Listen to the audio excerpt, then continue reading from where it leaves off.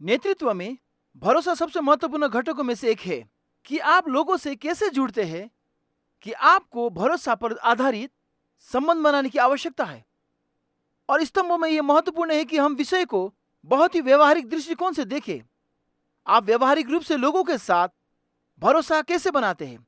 अगर लोग आप पर भरोसा करते हैं तो आपको उन्हें शक्तिशाली तरीके से प्रभावित और निर्देशित करने की क्षमता है। तो पहले भरोसा को परिभाषित करें। भरोसा एक ऐसा चुनाव है जिसे आप चुनते हैं जहां आप सशक्त कर रहे हैं और किसी और के साथ कुछ मूल्यवान साझा कर रहे हैं, उन्हें इसके लिए जिम्मेदारी देते हैं। आप सेवकाई के एक हिस्से के साथ उन पर भरोसा कर रहे हैं, आप अपने रिश्ते के साथ उन पर भरोसा कर रहे हैं। भरोसा एक ऐसी चीज है जो आपके लिए मूल्यवान है, जिसे आप दूसरों के साथ साझा करते हैं और आप उन्हें जिम्मेदारी देते हैं। ये याद रखना महत्वपूर्ण है कि परमेश्वर ने भरोसा को उस तरीके से चुनाव किया था कि वह हमारे साथ जुड़े और वो चाहते थे कि हम उनके साथ जुड़े। ये लिखा है इब्रानियों 11:6 में, विश्वास के बिना परमेश्वर को प्रसन्न करना असंभव है। क्या आपने कभी सोचा है कि यीशु ने चेलों को उनकी पूरी समझ होने से पहले ही, ठीक से प्रशिक्षण होने से पहले, उनकी सेवकाई में इतनी जल्दी क्यों भेजा? वो जानता था कि जब उसने उन्हें गांव में भेजा और वे उतने सुसज्जित नहीं थे जितना उन्हें होना चाहिए, तो उन्हें उस पर निर्भर रहना होगा, उन्हें उस पर भरोसा करना होगा और उसकी शक्ति और विश्वास का निर्माण होगा। आपको अपने आप से यह सवाल पूछना होगा, सेवकाई में लोगों पर मेरा नेतृत्व कैसे हो सकता है? यह कैसे बदल सकता है अगर मैं लोगों का नेतृत्व करने में परमेश्वर के विश्वास की प्राथमिकता को अपनी प्राथमिकता बनाऊं? किसी के साथ मूल्यवान साझा करने, उन्हें जिम्मेदारी देने के लिए विश्वास मेरी पसंद है, तो अविश्वास तब होता है जब मैं उसे साझा नहीं करता। मैं जिम्मेदारी साझा नहीं करता, मैं जानकारी साझा नहीं करता, मैं इसे साझा नहीं करता क्योंकि मुझे नहीं लगता कि यह उस व्यक्ति के साथ किसी भी तरह से सुरक्षित रहेगा। अगर हम ईमानदारी से कहें, हमारा गलती अक्सर अविश्वास होता है। आपको एक प्रकार की स्वसूची बनाने और यह पहचानने की आवश्यकता है कि आपके लिए वास्तव में क्या मूल्यवान है और क्या आप इसकी रक्षा कर रहे हैं, क्योंकि आप उन लोगों पर भरोसा नहीं करते हैं जिसके साथ आपको इसे बांटने की आवश्यकता है।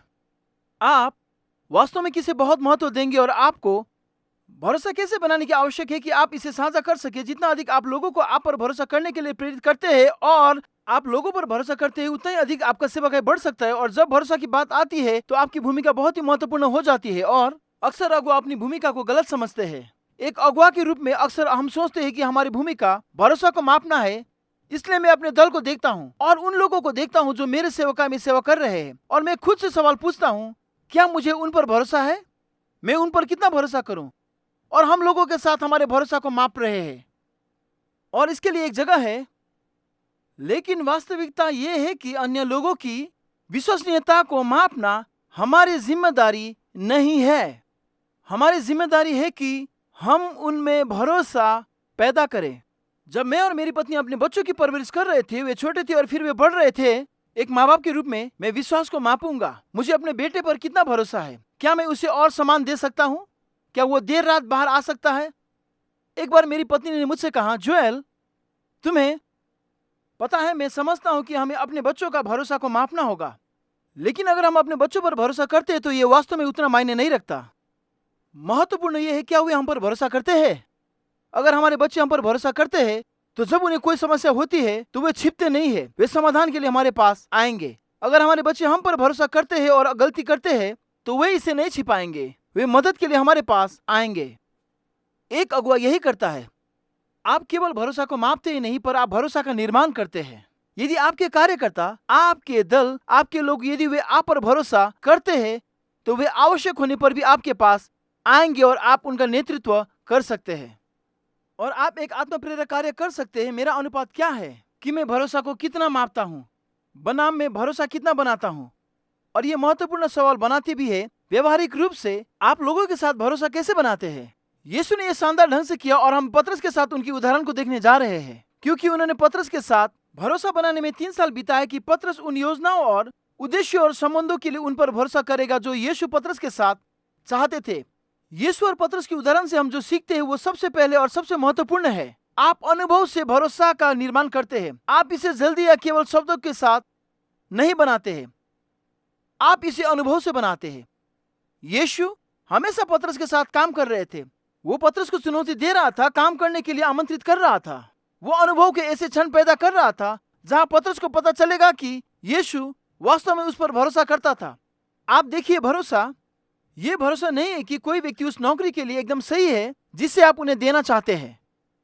भरोसा एक तरह का विश्वास है कि समय उनके लिए सही है और वे एक सही काम नहीं करेंगे और वे ठोकर खा सकते हैं, लेकिन मैं उन पर भरोसा करने और उनकी अगुवाई करने जा रहा हूं। एक अगुवा के रूप में आपको उस व्यक्ति की उस प्रक्रिया को जानने की आवश्यकता है जिसके साथ आप काम कर रहे हैं। अक्सर हम बहुत तेज होते हैं, हम एक महान भरोसा संबंध होने से पहले बहुत अधिक जिम्मेदारी देते हैं, या हम बहुत धीमे होते हैं और हम उनकी रक्षा करते हैं और उन पर भरोसा नहीं करते हैं। भरोसा का निर्माण अनुभव से होता है, कई सप्ताह में, कई महीनों में, एक इरादे के साथ जो आपके पास है, एक दृढ़ भरोसा। उनके लिए यह समय सही है, इसलिए मैं उन्हें जिम्मेदारी सौंपने और उनका अगुवाई करने जा रहा हूं। हम पतरस के साथ यीशु के उदाहरण से सीखते हैं कि भरोसा भी रिश्ते से बनता है। आप दूर से भरोसा नहीं बना सकते। यीशु हमेशा पतरस के साथ घनिष्ठ थे। एक समय ऐसा भी था जब यीशु पतरस को कभी कभी याकूब और यूहन्ना के साथ अन्य शिष्यों से दूर ले जाता था। उन्होंने पतरस के साथ ये घनिष्ठ संबंध बनाया जो उनके लिए एक साथ भरोसा बनाने के लिए आवश्यक था। भरोसा कठिन है, ये व्यक्तिगत है। बाइबल कहती है कि बिना विश्वास परमेश्वर को प्रसन्न करना असंभव है। भरोसा इस तरह से संबंध परक है और इसलिए हम इसे एक व्यक्तिगत संबंध के माध्यम से करते हैं जहां हमारे पास उस तरह के संबंध के विभिन्न आयाम होते हैं। कभी कभी ये काम के बारे में है, कभी कभी ये परिवार के बारे में होती है, कभी कभी यह हमारी अपनी व्यक्तिगत पहचान के बारे में होता है। क्या हो सकता है यदि आप किसी पर भरोसा नहीं करते हैं लेकिन आप उन्हें जिम्मेदारी देना चाहते हैं? नेतृत्व के तंत्र के रूप में विश्वास का उपयोग करने के बजाय आप सभी प्रकार के नियमों, नियंत्रण तंत्र बनाते हैं। मुझे पता है कि यह सुनिश्चित कर सकता हूं कि वे अच्छा काम करेंगे क्योंकि मेरे पास ये सभी नियम हैं जिनका उन्हें पालन करना है और उन्हें मुझे 3 बार बयान करना होगा। और ये एक छोटा मार्ग है और ये काम नहीं करता है। अंत में एक टूटना होगा। यदि आप भरोसा से अधिक नियंत्रण पर भरोसा कर रहे हैं तो भरोसा अनुभव से बनता है, भरोसा संबंधों से बनता है। पतरस के साथ यीशु का रिश्ता हमें सिखाता है कि विश्वास भी हमारे शब्दों, हमारी बोली जाने वाली भाषा से बनता है। उस एक पल की कल्पना कीजिए जब यीशु पतरस के पास आया और कहा, तुम कहते हो कि मैं कौन हूं? पिछली बार कब आप अपने दल के पास गए थे और उनसे यह सवाल किया था, आप मुझे कौन कहते हैं? मेरी सेवा करना कैसा लगता है? मेरे साथ काम करना कैसा लगता है? यीशु पतरस को एक बहुत ही विशिष्ट तरीके से संलग्न कर रहा है क्योंकि भरोसा पारदर्शिता पर आधारित है, ये प्रामाणिकता पर जो वहां है। कभी कभी अपने शब्द का उपयोग करने में भरोसा करना रणनीति पर आधारित होता है। एक अच्छा अगुवा कभी कभी जानता है कि क्या कहना है और आपको क्या नहीं कहना है, और आप ऐसा इस इरादे से करते हैं कि मैं इस व्यक्ति के साथ भरोसा कैसे बनाऊं। और जब आप भरोसा बनाने के लिए अपने शब्दों का उपयोग कर रहे हैं तो सबसे अच्छे तरीके में से एक ये सुनिश्चित करना है कि आप सुन रहे हैं, ना कि केवल बोल रहे हैं। क्योंकि जब आप सुनते हैं जवाब देने के लिए नहीं बल्कि जुड़ने के लिए, तो आपके दल के सदस्यों को ऐसा लगता है कि उन्हें सुना गया है। उन्हें लगता है कि वे वास्तव में आपके लिए महत्वपूर्ण है। और जब आप सुनते हैं तो आप अधिक से अधिक भरोसा बनाने के लिए अपने शब्दों को उपयोग करने में सक्षम होने के लिए सबसे अच्छी स्थिति में होते हैं। ऐसे प्रश्न पूछे जो उनके दिल को संबोधित करते हैं, उनका मन और हाँ, उनका कौशल। पतरस और यीशु का रिश्ता हमें यह भी सिखाता है कि भरोसा निवेश से बनाया जाता है। यह समय के साथ अनुभव से बनता है। यह संबंधपरक रूप से बनाया गया है। ये उन शब्दों से बना है जो हम बोलते हैं। हमारे शब्द भरोसे को नष्ट कर सकते हैं या भरोसा का निर्माण कर सकते हैं, लेकिन यह भी एक निवेश द्वारा बनाया गया है। और मैं आपको यह समझाता हूं, शिष्य को बुलाने और पतरस को अपने शिष्यों में से एक बनने के लिए बुलाने के साथ यीशु बहुत जागरूक था। यह उनके लिए वास्तव में महत्वपूर्ण था। जब उन्होंने सर्वश्रेष्ठ लोगों को चुना तो उन्होंने उन्हें नहीं चुना। उन्हें पता था कि उनमें निवेश करने के लिए उनके पास 3 साल है, और जितना अधिक उन्होंने उनमें निवेश किया उतना ही अधिक उन्होंने उन पर भरोसा किया। उस पल में जब यीशु ने उन्हें उपनाम दिए तो मुझे आश्चर्य होता है उन्हें यह जानकर कैसा लगा। वाह, वो वास्तव में हमारे साथ एक करीबी दोस्त चाहता है। और कुछ हद तक भरोसा का निर्माण हुआ। भरोसा केवल वर्तमान के बारे में नहीं है, ये भविष्य की बात है।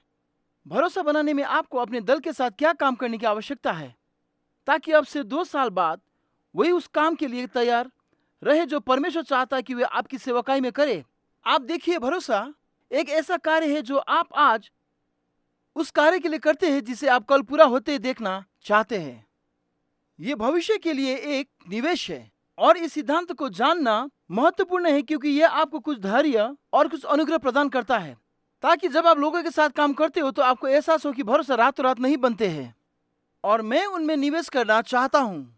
अक्सर नेतृत्व में हम जो करते हैं वो ये है कि हम सबसे अच्छे लोगों को ढूंढते हैं और हम खुद को सबसे अच्छे लोगों से घेर लेते हैं ताकि वे हमारे काम को बेहतर बना सके। यीशु ने इसके विपरीत किया। उन्होंने ऐसे लोगों को पाया जो वास्तव में उतने कुशल नहीं थे, उतने जानकार नहीं थे, और यीशु ने उन्हें इस हद तक बेहतर बनाने के लिए खुद से घेर लिया कि एक बार उन्होंने उनसे कहा कि तुम मुझसे बड़े काम करोगे। भरोसा किसी के साथ एक निवेश है जो उनके लिए भरोसा करता है, उन्हें आगे बढ़ाता है, उनमें एक ऐसे भविष्य के लिए निवेश करता है जिसे वो देख भी नहीं सकते। आप एक अगुवा के रूप में ये पर्याप्त नहीं है कि हम केवल जिम्मेदारी को सौंपे। जरूरत तब होता है जब आप किसी को कोई कार्य देते हैं ताकि वो आपको करना ना पड़े, और इसके लिए एक जगह है। लेकिन जब हमारा सारा नेतृत्व एक सौंपने के नमूने में तैयार किया जाता है तो मैं अन्य लोगों को क्या कार्य दे सकता हूँ, तो हम वास्तव में लाभ नहीं उठाते, ना भरोसा हासिल करते हैं। हमें ऐसे अगुवे बनने की जरूरत है जो कार्य को सौंपते नहीं है, बल्कि ऐसे अगुवा है जो अधिकार सौंपते हैं। जब आप अधिकार सौंपते हो तो आप जो कर रहे होते हैं वो ये है कि आप किसी को एक अगुवा के रूप में स्थापित कर रहे होते हैं। और भरोसा बनाने की आवश्यकता है, क्योंकि आप उन्हें केवल काम नहीं दे रहे हैं, आप उन्हें एक अधिकार सौंप रहे हैं, एक क्षेत्र पर एक जिम्मेदारी जो वहां है। जब हम अगुवा को खड़ा करते हैं तो मैं अक्सर सुनता हूं कि सेवकाई के अगुवा इस बात से दुखी होते हैं कि उनके साथ काम करने वाले अगुवा बहुत कम है। उनके पास कार्यकर्ता ज्यादा है लेकिन अगुवा कम है। और मैं उन्हें प्रोत्साहित करता हूं, जैसे कि मैं आपको कर रहा हूं। ऐसा नहीं कि आप बाहर जाए और महान अगुवा को खोजने की कोशिश करें। यह है कि आप अगुवा को बढ़ाते हैं जैसे यीशु ने किया था, लेकिन आपको भरोसा पैदा करके उनको बढ़ाना होगा। और यह एक निवेश द्वारा किया जाता है।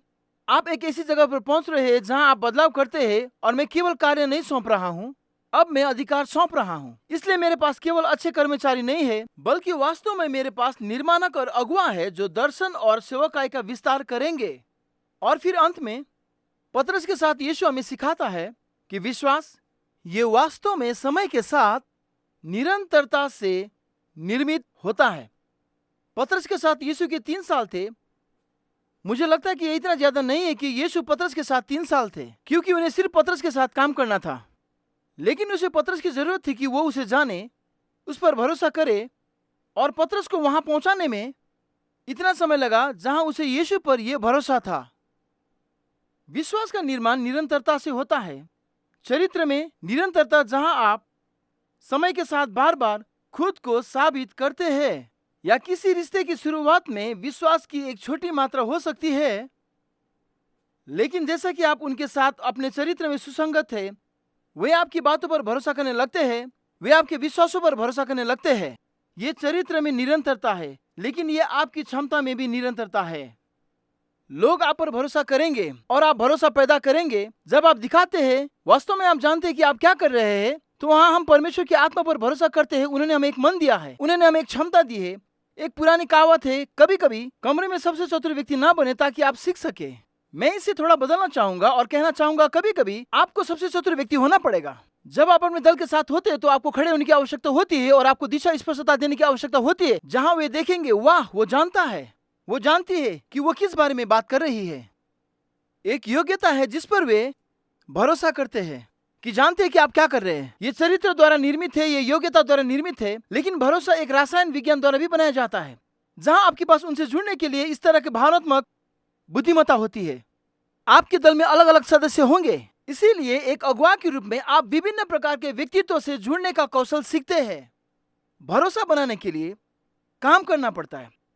भरोसा बनाने के लिए काम करना पड़ता है। सिर्फ जिम्मेदारियां सौंपना कहीं अधिक आसान है, केवल कार्यों को सौंपना कहीं अधिक आसान है। विश्वास के बिना परमेश्वर को खुश करना असंभव है। परमेश्वर ने हमारे साथ अपने रिश्ते और उसके साथ हमारे रिश्ते में विश्वास की व्यवस्था बनाई। भरोसा वो ये है जिस पर त्रिएकत्व आधारित है, पिता, पुत्र, पवित्र आत्मा, एक दूसरे पर भरोसा करते हुए, एक साथ काम करते हुए। परमेश्वर हमें अगुओं के रूप में देखते हैं और वे कहते हैं, ये व्यवस्था है, मैं चाहता हूं कि आप अपने दल के साथ इस तरह काम करें और बस विश्वास को ना मापे, उसका निर्माण करें। यह ऐसा है जैसे जो भी हमारे दल में है, हमारे पास एक भरोसा योजना होनी चाहिए। अब सच्चाई यह है कि जब आप इसका अभ्यास करते हैं और आप अनुभव के माध्यम से और संबंधों के माध्यम से और अपने शब्दों के माध्यम से और उनमें निवेश के माध्यम से और समय के साथ निरंतरता के साथ भरोसा का निर्माण कर रहे हैं, जैसे जैसे आप इसका अभ्यास करते हैं, ये आपके लिए दूसरी प्रकृति बन जाती है। इसके बारे में आपको ज्यादा नहीं सोचना है, ये अपने आप आ जाती है और आप एक ऐसे अगुआ बन जाएंगे जो जानते हैं कि एकता में एक साथ काम करने का सबसे अच्छा तरीका, उस दर्शन को पूरा करने का सबसे अच्छा तरीका जो परमेश्वर ने हमें सेवकाई के लिए दिया है, वो भरोसा है। और एक अगुआ के रूप में मेरी प्राथमिक जिम्मेदारी भरोसा निर्माण करना है ताकि मैं अपने दल का नेतृत्व कर सकूं।